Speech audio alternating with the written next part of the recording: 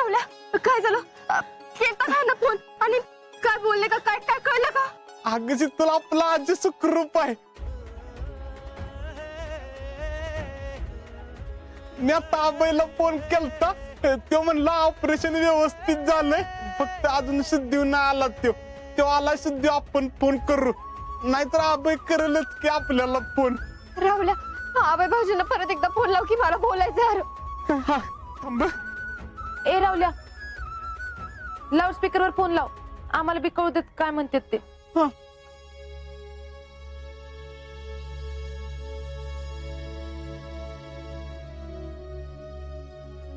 हा हॅलो. हा आबाई भाऊजी मी बोलते शीतल. हा वहिनी बोला की. अहो काय झालं कसे आहेत हे? तुम्ही भेटला का त्यांना? नाही मी भेटलो नाही पण लेफ्टनंट कर्नल नफिसा मॅडम आहेत ते आमच्या इथले इन्चार्ज आहेत आणि त्यांनीच अजिंक्यचं ऑपरेशन केलंय आणि त्या म्हणाल्यात की ऑपरेशन एकदम व्यवस्थित झालंय म्हणून. आबाई भाऊजी मी तिकडे येऊ शकते ना? मी आताच्या आता येते. नाही नाही वहिनी सध्या काश्मीरमध्ये लई वाईट परिस्थिती आहे तुम्हाला इथं नाही येता येणार आणि असंही अजून कमीत कमी 7 दिवस अजिंक्य हॉस्पिटलमध्येच असेल. 7 दिवस? अहो पण तुम्ही तर आता म्हणलात की ते बरे आहेत. हे बघा आबाई भाऊजी जे काय असेल ते खरं खरं सांगा तुम्ही. अहो वहिनी असं काहीच नाहीये त्याची रिकव्हरी किती जरी फास्ट झाली ना तरी पण त्याला लवकर सोडणार नाहीत. इथून बाहेर पडताना त्यांनी व्यवस्थित बाहेर पडावं म्हणून. आबाई भाऊजी पण गोळी कशी लागली? हा ना कुठं लागली? तुम्ही कुठल्या मिशन वर गेला होता काय तर सांगा की. आपला अजिंक्य स्वतःच्या जीवाशी खेळलाय माझा जीव वाचवा म्हणून त्यानं स्वतःच्या अंगावर गोळी घेतली.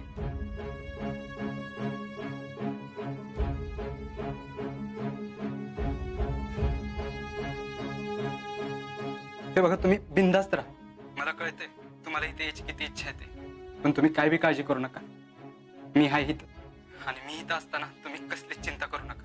माझा जीव वाचवलाय त्यानं मी त्याच्या जीवाला काय बी होऊ देणार नाही. पण आबाई भाऊजी जे काय आहे ते तुम्ही फोन करून कळवत जा. नक्की कळवतो बहिणी ठेवू का? नाही आबाई भाऊजी ऐका की दिवस रात्री काय बघू नका. त्यांना रात्री जाग आली ना तर रात्री फोन करा मला. हो वहिनी सांगतो ठेवतो. शीतल शीतल समजा ठीक आहे ना पुरी? जीजी मला लई कस तरी होत आहे. मला त्यांना भेटायला जायचंय जीजी. अगं शितले असं काय करतेस? अगं काके त्यांना आता माझी गरज आहे ग.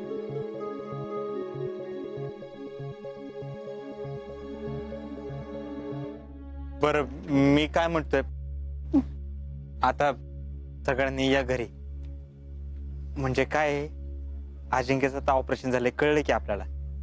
नाही तुम्ही इथं थांबला तर उगाच त्यांच्यावर प्रेशर नको. या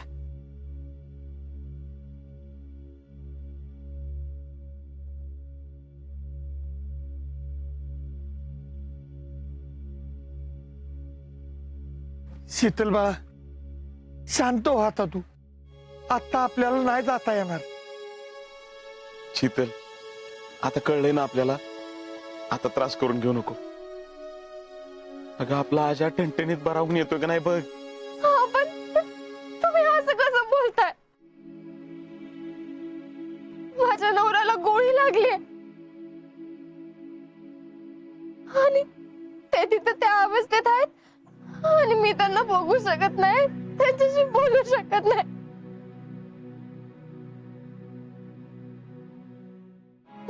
नाही मला काय नाही माहित. मला जायचंय तिकडे मी जाणार. बघ शीतल मला ऐक अगं आज कार्यक्रमाला आलेल्या वीर पत्नींकडनं काय शिकली असशील तू? फौजीच्या बायकोनी कधीही धीर सोडायचा नसतो. अगं आजाला गोळी लागली त्याचं ऑपरेशन झालं आता ठीक आहे तो. अगं पोटच्या लेकरावानी काळजी घेते आर्मी जवानांची. आजाला काय बी होऊ देणार नाही आर्मीवाले. अगं एवढी धीराची तू. आता तुझी खरी परीक्षा आहे आणि त्या परीक्षेला तुला सामोरं गेलंच पाहिजे. तवा धीरानं वाग.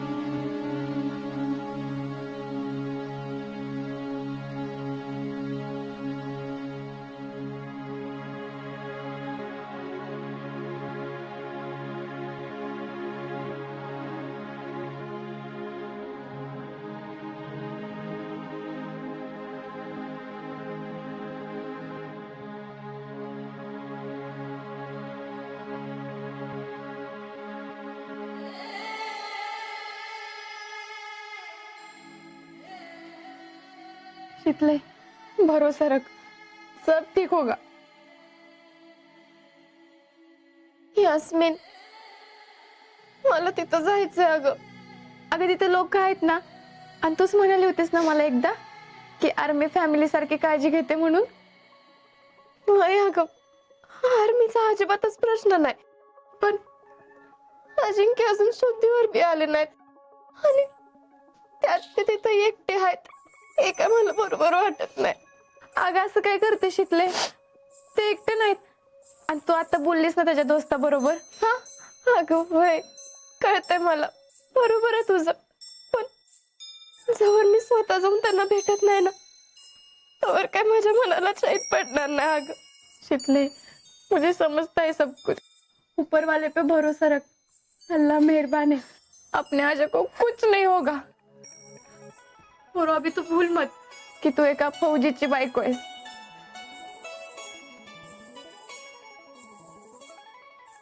फौजीची बायको आहेस हे म्हणणं लई सोपं असतंय, पण निभावणं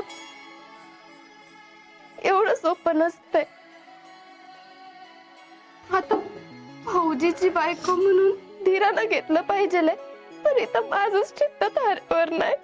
असं करून कसं चालेल शीतले, हा? मन घट्ट कर.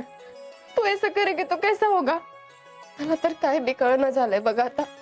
ऐसा मत कर शीतले, वक्त के साथ सब ठीक हो जाएगा. आणि आजाला लवकर शुद्ध येते की नाही बघ.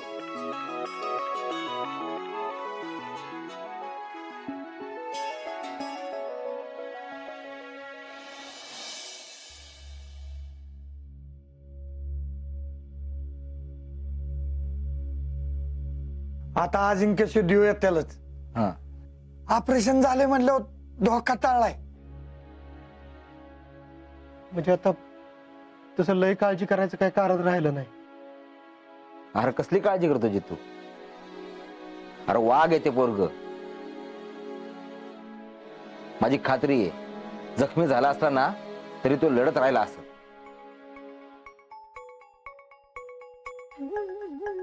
त्याला आत्ता म्हटलं ना जर बॉर्डरवर जा म्हणून, तर आत्ता चालत उठेल ते पोरग. फौजी, तुम्ही काय बी म्हणा, पण पोरग सुरक्षित आहे डोळ्यानं बघितल्याशिवाय जीव भांड्यात पडायचा नाही बघा. अरे वय समाधान, मगाशी शीतलला अडवलं आपण, पण आता मला तर राहावं झालंय.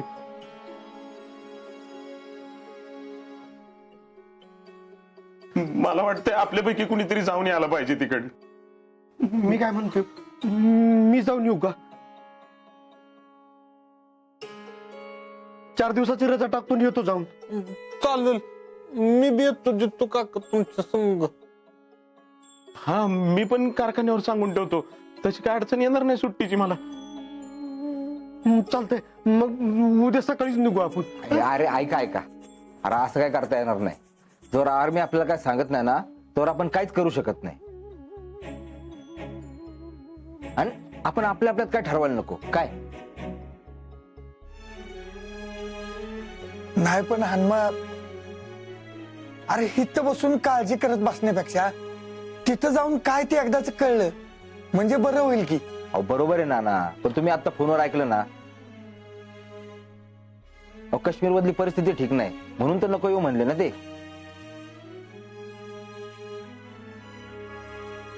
अहो पण फौजी, इथं बसून बसून विचार करून करून डोकं फुटायची वेळ आली ना. असं करू नका, तो शुद्धी येईपर्यंत वाट बघू आपण. फौजी, असं फोनवर किती वेळ विसंबून राहायचं आपण? मामा, तो शुद्धी आला की आपण त्याला मग व्हिडिओ कॉलिंग करू. अरे रावले, मला तर कळायचंच बंद झालंय बघ. हे घ्या, आणि काय तर खाऊन पण घ्या सगळे. धरा. नाही नको, मला चहा नको. आवाज काय करताय? कवापासून कुणाच्याच पोटात काय नाही. धरा. नाही, माझी इच्छाच नाही. अहो सगळीच असं वागायला लागले तर कसं व्हायचं सांगा बरं. घ्या.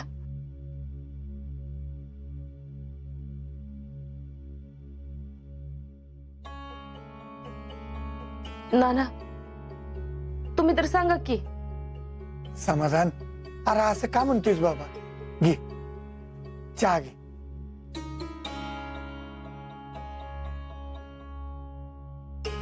घ्या दादा.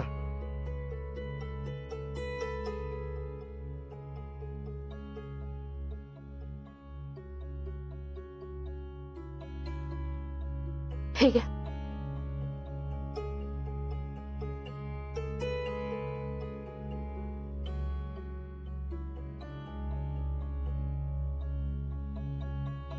होय हो, तिकडनं काही फोन आला नाही काय? नाही आला परत. म्हणजे कवा शुद्धीवर येणार आहेत काय असं काय सांगितलं नाही वे? अगं तसं कसं सांगत्याल?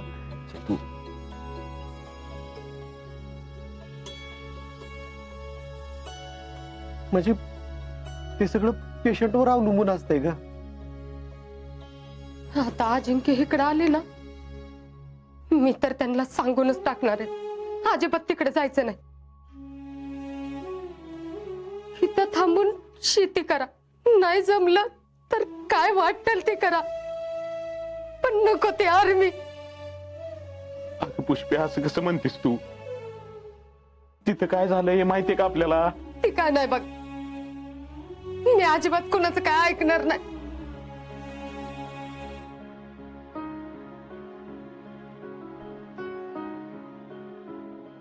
तरी मी त्यांना तवा सांगत होती, पण माझं मेलीचं कोण ऐकतंय तवा?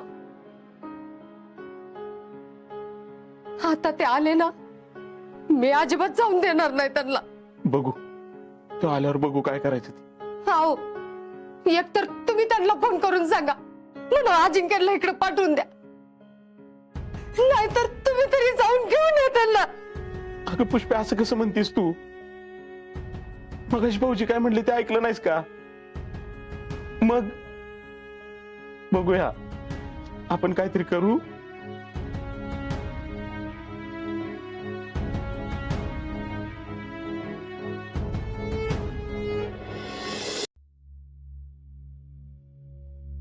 वहिनी, अहो असं काय करताय? रडणं थांबवा बरं आधी. अहो पलीकडं शीतलने ऐकलं तर पोरगी खचून जाईल हो. आता ह्या वेळेला तिला आपल्या आधाराची गरज आहे, आणि आता आपणच जर सगळं असं हातपाय गाळून बसलो तर कसं होणार सांगा बरं? तिची काळजी पोटीच माझ्या डोळ्यातनं पाणी येतंय. शीतलची लई काळजी वाटते ग मला.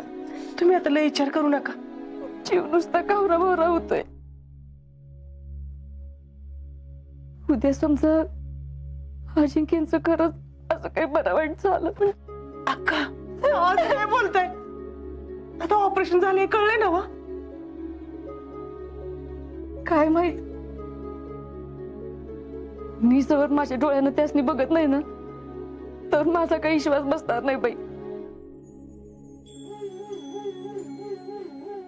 इतके दिवस अगदी कौतुकानं म्हणत होतो, मुलासारखा जावाई मिळालाय, मुलासारखा जावाई मिळालाय. कुणाची दृष्ट लागली माझ्या पोरीच्या संसाराला काय माहिती. का तुम्ही आधी असं वाईट साठी विचार करायचं बंद करा बघू. अहो मी आत्ताच बाहेर ना आली, बाहेर सगळे म्हणतात, थोड्या वेळानं कळलं आपल्याला काय आहे ते सगळं. मी तर देवाला नवसच करणार आहे बघा. जवळ अजिंक्य बरे होत नाहीत ना, त्यावर मी उपासच करणार आहे. हे बघा, ह्या वेळेला आता वाईट साठी विचार कुणी मनात आणायचं सुद्धा नाही. अगं वैरीनं चिंती ते मन चिंती म्हणतात ना, तसं झालंय माझं. अहो वहिनी, असलं काही वंगाळ संगाळ विचार मनात आलं का नाही की आपण तेवढंच धरून बसतो का? अहो माझा तरी एकुलता एक लेक गेलाय हो. माझ्या म्हातारपणाची काठी होती ती, माझा आधार होता. तो गेला का नाही, तेव्हा मी विचार केला, तो का गेला? तो देशासाठी गेला. त्यानं बलिदान दिलंय आपल्या सगळ्यांसाठी.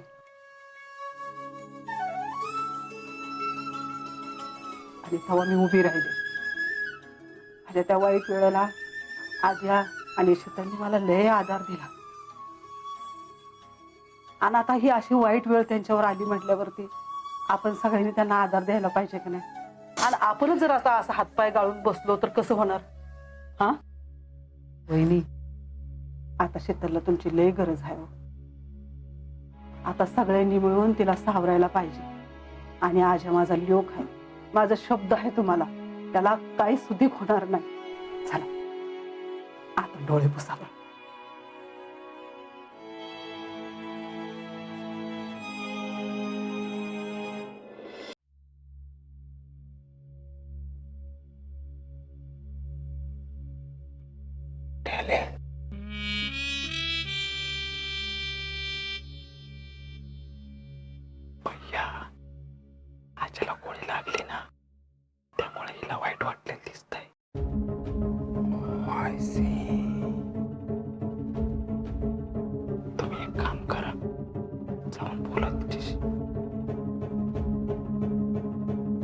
वेट.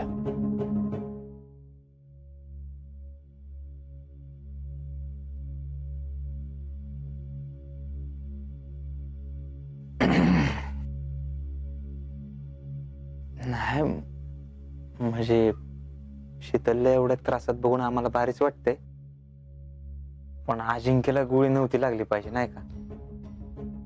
नाही आम्हाला माहिती आहे तुम्हाला किती वाईट वाटत असेल, तुम्हाला किती टेन्शन आलं असेल याची कल्पना आहे आम्हाला, पण नका टेन्शन घेऊ, होईल सगळं नीट. मी कशाला काय टेन्शन घेऊ? अजिंक्यला गोळी लागली तर लागली, मला काय करायचं तेव्हा?